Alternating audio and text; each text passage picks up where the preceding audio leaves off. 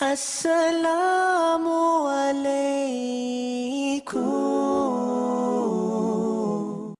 Could you now tell us which is considered to be the most serious and sinful act which invalidates the fast? The act which is the most sinful and most serious amongst all of them which invalidates the fast, it is sexual intercourse. That when you have sexual intercourse and when the two private parts meet, then your fast is invalidated, whether ejaculation takes place or not, and you have to repent for that. You have to complete the fast for that day and you have to make it up later, and you have to pay a penalty, that's kafara, according to the Sahih Hadith, in which a beloved Prophet said, it's mentioned in Sahih Bukhari, volume number 3, in the book of fasting, Hadith number 1936, where a man comes to the Prophet and says that I am ruined. Oh Prophet, I am ruined. The Prophet says, what is the matter?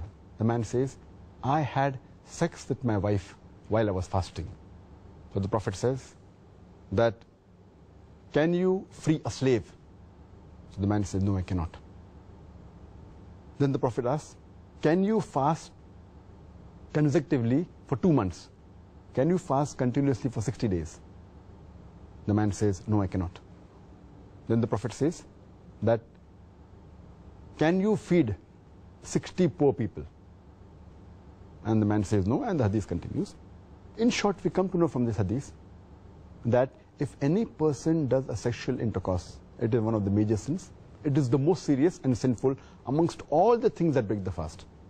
The person who does this sin, he should immediately repent to Allah subhanahu wa ta'ala and ask for forgiveness.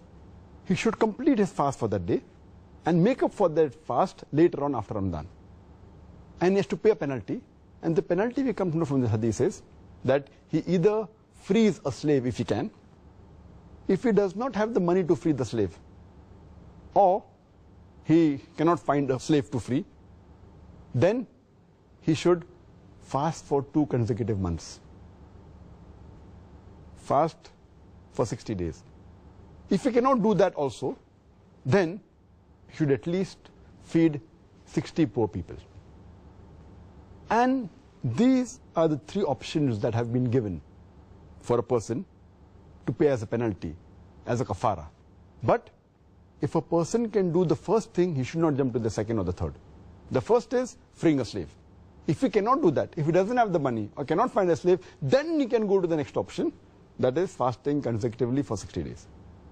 If he cannot do that, if he is unable to do that, continuously fasting for 60 days, if he fasts for a few days and then one day he doesn't fast, he should start again. He should fast consecutively for 60 days. If he doesn't have the capacity to do that, then what he can do is he can feed 60 poor people.